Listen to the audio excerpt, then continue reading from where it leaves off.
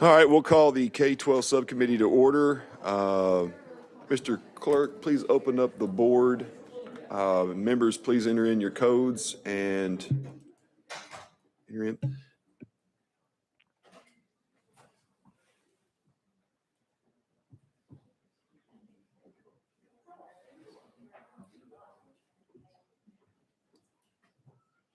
All right, Mr. Clerk, please take the roll. Mr. Chairman, you have 7 members present. You have a quorum.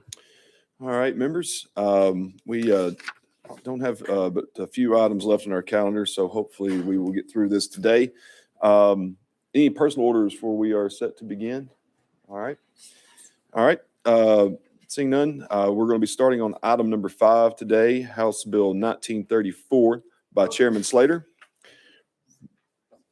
Properly motioned, and I do think that there's an amendment that rewrites the bill.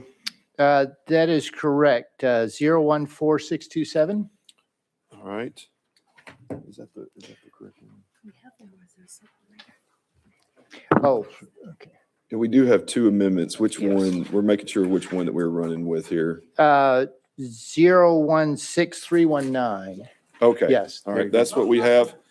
All right. Second, we have amendment before us. It's properly motioned. It does rewrite the bill. So without objection, we'll be voting to adopt amendment 016319. All those in favor, please say aye. All opposed say no. The ayes have it. We are back on your bill as amended. You are recognized, Chairman Slater. Thank you, Mr. Chairman. And this actually is a very straightforward bill. It has to do with the opportunity public charter schools that were instituted, the framework just a couple of years ago. This simply requires the Department of Education to annually collect and report specified data on the department's website. And the data that will be on the website is outlined in the bill. With that, I'm ready for any questions. All right, thank you. Members, any questions for our sponsor? Seeing none, I think we are set to vote. Mr. Clerk, please open up the board for voting. Members, please cast your vote. Does any member wish to change their vote? Mr. Clerk, please take the vote. Mr. Chairman, you have 7 ayes, 0 noes. All right, with that, House Bill 1934 moves on to full education. All right. A little bit faster than your first bill yesterday, Chairman Slater. That is by correct, about yeah. 44 minutes. All right. Moves to item number 6, House Bill 2177 by Chairman Slater. Second, properly motioned. Chairman Slater, you do also have an amendment on this one. Yes, and I do have an untimely filed amendment 015989. All right, members, do I have a motion a second to consider the untimely filed amendment? Motion. All right, properly motioned. All those in favor of hearing the untimely filed amendment, please indicate by saying aye. Aye. All opposed say no. The ayes have it. Do we need to have a motion now on this? All right, so now that we've gotten that out of the way, we do need a motion and a second on the amendment. All right. Second. All right, properly motioned. Without objection, we'll be voting to adopt amendment 15989. All those in favor, please say aye. Aye. All opposed say no. The ayes have it. We are back on your bill as amended. You are recognized, Chairman Slater. Thank you, Mr. Chairman. And this bill also has to do, like the previous one, in the charter school arena. And there are several sections of the bill. Let me share with you the most substantive of those sections. This requires authorizers to annually notify each authorized public charter school of its renewal status and to publish that status in the annual authorizing report. And just to explain what that language means is that currently often authorizers are not communicating with the charter school. This requires them to do that on an annual basis. And that's this helps both the authorizer and then, of course, the school to know how they're doing as they approach that reauthorization that takes place. And so that's very important. And I think we may end up hearing a bill later on that is in this space. But this is an annual look so that a school is not caught off guard and the authorizer is communicating with the school. This bill also requires automatic renewal of a qualifying high-performing public charter school that meets specific multi-year performance growth and financial status standards. So this gives automatic renewal as long as these high standards are met. And then somewhat related not only to public charter schools, but to all public schools. This bill addresses an area in relation to financial audits. It specifies that a public school or public charter school with less than $50,000 in combined total funds from its internal school fund and student activity fund is not required to conduct a separate audit for each fund. This just makes it much easier for any public school, whether a traditional public school or a public charter school. If they have less than $50,000 in a student fund, they don't have to do another audit. It still falls underneath, of course, the comptroller, but another audit is not required. With that explanation, I stand ready for questions. All right, thank you for that. Members, any questions for our sponsor? Representative McKenzie, you're recognized. Thank you, Mr. Chair. And I'm just trying to focus on the high performing standard.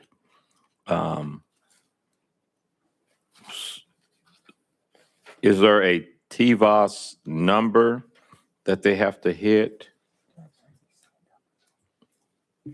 And I'm just trying to understand what the achievement numbers are that keeps them from getting a second look or another look. All right, we actually do have someone down to testify on this that might be able to answer that. So if you would like to go out of session, that would, without objection, we will go out of session. And who is? All right, we have Hayden Pendergrass down and also Elizabeth Five Ash. We're down to possibly come up and answer any questions on this. It is, of course, your choice if you want to come up here and testify, but you're more than welcome to come up and be able to see if we can get this question answered for Representative McKenzie. If y'all both would just state your name and who you represent for the record, and then I'll have Representative McKenzie restate his question. Good afternoon, Elizabeth Five Ash with the Tennessee Charter School Center. Hayden Pendergrass with the Tennessee Charter School Commission. All right, and Representative McKenzie, go ahead and restate your question, please. Okay, thank you, Mr. Chair. So I'm just trying to get a clear definition of what high performing is. You know, we had a conversation on previous bill, maybe earlier today. My days are getting mixed up on you know what a TVOS 3, 4, 5. Are you approaching? Are you exceeding?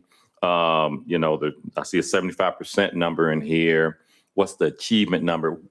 My bottom line question is what measures are taken that gets a public charter school exempt from getting a reexamination or additional look in terms of renewal? Sure. So the legislation specifies that the TVOS would be a level 4 or level 5. So that is a level 3 is meeting expectations. So 4 is above and 5 is significantly above. So they would have to either meet that above or significantly above standard. Then 75% of the indicators on the school performance framework, that is the performance framework that an authorizer uses annually to evaluate the academic and operational performance of a school. So that would capture additional academic and operational performance. And then for the full 10 years of the charter, they would not have any significant audit findings. Representative McKenzie. Okay, so you guys are okay with a 75% pass rate? That gets them an additional 10 years without another renewal. So that. What it does, Representative McKenzie, is that it essentially streamlines the application process and guarantees that they would have renewal. it is a very high bar to meet, and it certainly would not be a majority of schools that would meet that criteria. But there would still be an opportunity for the authorizer and the school to negotiate any changes to the charter amendment as they move forward during the next 10 years. But it would also eliminate the full application process for schools that we know are high performing, as indicated by those metrics. Thank you, Mr. Chair. President McKenzie? Thank you. All right, anybody have any other questions? All right, seeing none, all right, thank y'all. We'll go back into session, and I'll go back to Chairman Slater. I renew my motion. All right, any other questions for our sponsor? All right, seeing none, we are set to vote. Mr. Clerk, please open up the board. Members, please cast your vote. Does any member wish to change their vote? All right, Mr. Clerk, please take the vote. Mr. Chairman, you have 5 ayes, 1 no. All right, and with that, House Bill 2177 moves on to full education. All right, I'm going to hand the gavel down to Chairman Watt for a couple of bills.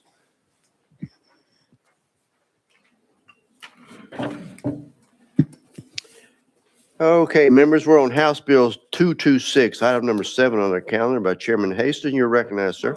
Second. Thank you, Mr. Chairman. Quickly, the budget issues that a lot of our small school districts are facing come from a significant decrease in economic disadvantaged funds.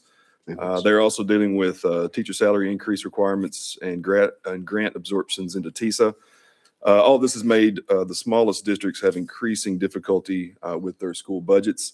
What this bill does is it changes the allocation for a small school district, which is 1,000 or fewer, from 5% per ADM to 6%. And it also has a 1% increase, which would be around $73 per student.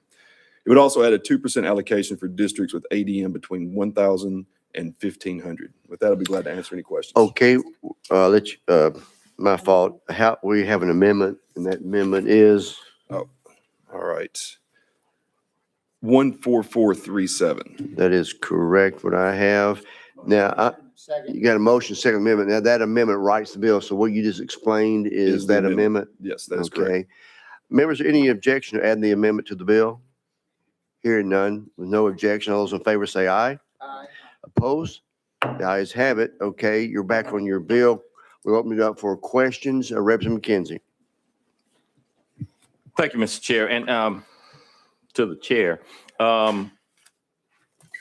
this is similar to what I think you were discussing in the previous meeting in terms of, let me ask the question, was this a failure of us mapping BEP over to TISA as relates to these students that falls into this category?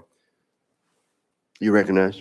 I do believe so. And I think that while TISA has a lot of important benefits that we've seen, I think that one of the reasons why we designed it the way we did was to have some weights and some levers that after a certain amount of time, we could see what needed to be adjusted and when and where. And as we've seen things progress and some mandates come in and some grants disappear, these districts are finding a hard time to making ends meet. And this is more of, based on the discussion we had in full committee, this is kind of a way of getting a lot of these groups back to whole more than it is. It's not out of greed, it's out of need, I guess I would say. Representative McKenzie. Thank you. That was kind of my second question. Again, I'm not from a small LEA, so I don't understand all the nuances as it relates to these, what I would consider significant funds as a percentage of your budget. Is there a point where this kind of gets into the bone, into the meat, into where our LEAs are going to potentially be in a bad situation for the accounting showing up in the red, and there has to be some kind of outside intervention? Is that a possibility, or is this is just you cutting a classroom or class here or there? What do you think if we continue down this road? Chairman. I think without some of the improvements that we've had, some of the bills that are coming forward right now, I think some of these bills are more than a stopgap. I think it's more than a Band-Aid. I think this is getting to the point where we can solve this and not have to be coming back and piecemealing this out each year. I think that steps like this, one of the other things that we've looked at over the years, which comes with a much higher price tag, is trying to get the benefits on a more level playing field, because that's one of the reasons that we're losing a lot of teachers in our rural areas is that discrepancy in benefits, where a lot of our smaller, poorer counties can only do a 55-45 split, whereas ones that have a lot more money come in can get up to that 80-20, which we all enjoy as, state employees. We're at that 80-20, and even though teachers are state employees, they're not guaranteed that 80-20 that some districts get, and a lot of the poorer districts don't. Chairman Haston, I have a question. We'll go to Representative Boso next. You go ahead and I'll ask mine later. Thank you, Mr. Chairman. And Chairman Haston, I'm just trying to understand what effect, if any, this bill would have on our constituents in Williamson County if it were passed. If I understand the bill correctly, it would allocate additional funds to smaller school districts, which I believe mathematically would simply indicate that there would be fewer funds available to allocate to the non-small school districts. So are you able to tell me with any level of certainty to what extent this bill, if passed, would reduce any allocation to Williamson County schools or school districts like it? It's a great Chairman. question. Thank you. It's a great question. It would not reduce it at all. It would not affect those funds at all. And you bring up a good point. I mean, some counties kind of hit the geographical lottery of being able to be in a good position to bring in funds. I think Williamson County has around 41,000 students and bring in around $140 million in local tax revenue. The 11 smallest counties that we're dealing with in this bill have 11,000 students and generate a total of $11 million in local tax revenue for the year. Meaning in about an entire year of these 11 counties combined is about 3.5 weeks of what Williamson County brings in. And so there's a little bit of an unlevel playing field. And I think that's why these weights are there to help modify that as we go. The thing is it's an unlevel playing field there, but the administration, the legislature, the Department of Education, when it comes to letter grades, even though there's a little bit of an unlevel playing field budget-wise on some of this, the expectations are exactly the same. And so it just, this increase doesn't come close to completely filling that gap that's there. And I mean, in my own district, Hardin County, because, they're blessed with a really good, tourism industry with a river there, they bring in $9 million a year in local tax revenue, sales tax revenue. That's double what Perry and Decatur County is combined. And so, but they still have the same expectations and the same accountability. And so we're just trying to bridge that gap the best we can. I think that this bill does that. At least that's what a lot of the small districts that brought it to me believe. And one follow-up, if I could, Mr. You Chairman. can, go ahead. I mean, I'm gratified to know that this will not adversely affect Williamson County schools, but I will likely have constituents that might ask me how it can be that we can allocate more funds to the smaller school districts without that allocation adversely affecting us. Was there something in particular that I could tell them to answer that question credibly? You're recognized. Well, the additional money that would come in for these weights would not be pulled in from any other weight or any other allocation. All right. So I can get some reassurances and get something from the department on that, but this is just an addition to, it is not a shifting of, I guess. Of course, the real fight will come in finance, of course, with all of this as usual, but I assure you it will not affect the financial situations at all of your county. Thank you. And that was a question I have. We deal with this in education. We understand the importance, but you go into finance, you got a fiscal note. So what is the issue we need to address there? Well, in the education committee, there's not anything that we need to really address in the financial side. So I'm hoping that I can have that arm wrestling match with Chairman Hicks and Chairman Williams, and maybe see if we can get somewhere down the line if it is lucky enough to pass out today. Okay, thank you. Representative Reeves? Thank you, Mr. Chair. And Chairman, I too am have some concerns about some of the outliers in the TISA formula. I know that Williamson County and my colleague stated it succinctly. We've got our own issues. We are the least funded. We do have a huge budget, but land costs are very expensive.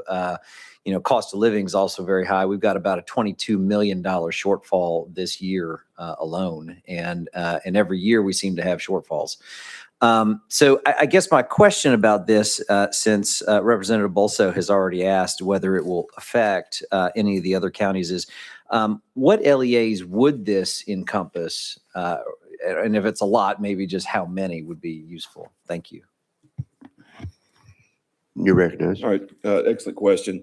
Right now, this would affect, there are 23 school districts that have fewer than 1,000 students and 14 districts that have between 1,000 and 1,500 students. And I agree, as we go forward, I think you bring up some good points. And to be honest, I think it would be a bill that y'all would be glad to sponsor, either one of you two, but if you wouldn't, I would, if you had something that helped your district out, bring it along. I'll sponsor it, and if you do, I'll be glad to co-sponsor it. but I think that right now it's a 23 and 14 to answer your question. Thank you. Representative Lee does have a question. This 22 million shortfall in Williamson County, is that due to population growth, building new buildings? What's causing that? Well, I appreciate the question, and I try to glean as much from my wife, who's the vice chair of that board, as I can, and without getting too involved. I think it's teacher salaries. I think it is just the cost of living increases and curriculum costs and things like that. It's operational. It's not CapEx. Yeah. Okay. Chairman Hastings? I've done what I can because I think I've gotten a ticket or two in that area. So I'm doing what I can in that area. Members, we're on Chairman Hastings' bill, which is the number is House Bill 226. Further discussion? No further discussion. Any objection to the question being called? Hearing no objection, would the clerk please put the vote on the board?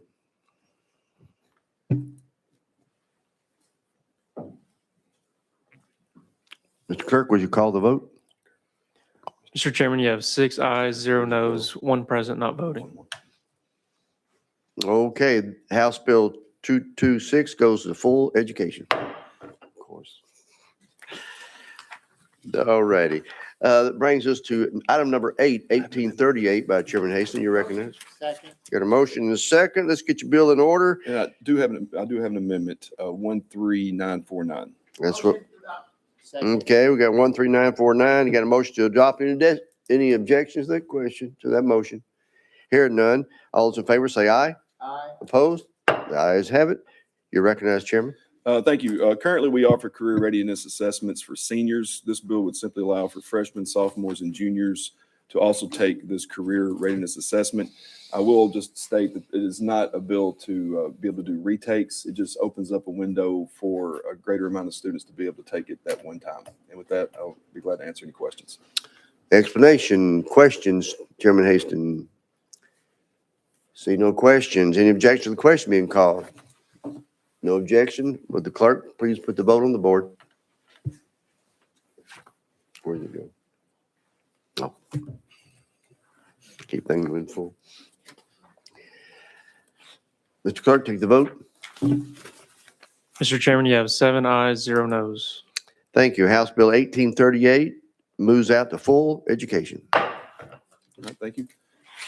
All right, members, that brings us to item number 9, House Bill 2388, and we will roll that to the hill. All right. Next up is item number 14, House Bill 2256 by Representative Sparks. Motion. Second, properly motion. Representative Sparks, you are recognized on House Bill 2256. Thank you, Chairman, Committee. Committee, I'd like to probably just take this bill off notice. We've had a lot of discussion on it and don't seem like we can really come to much of an agreement. So maybe potentially have a summer study. But with that being said, maybe, well, I'll yield to Chairman Mark White. Chairman White? It's your heart. Thank you. Okay, thank you, sir. All right, thank you. Without objection, Thank we you. will roll House Bill 22, or we will take House Bill 2256 off notice. All right. We're done. No, that can't be it. We've got to have one more somewhere. That's it? What? Oh, yeah, that one we're gonna have to wait a little bit on.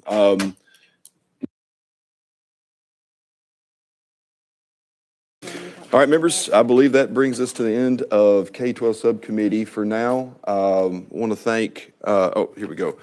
Want to thank Clerk Adam, Sergeant Arms, Tony and Wayne. Been great to have y'all in here. Thank you to Katie Robertson and to Carly Easley and Holly Webb. I'm terrible with names. It's a miracle I got any of those last names right. And if I got them wrong, just don't tell me later. Appreciate it. And we stand adjourned to the call of the chair. Thank you very much.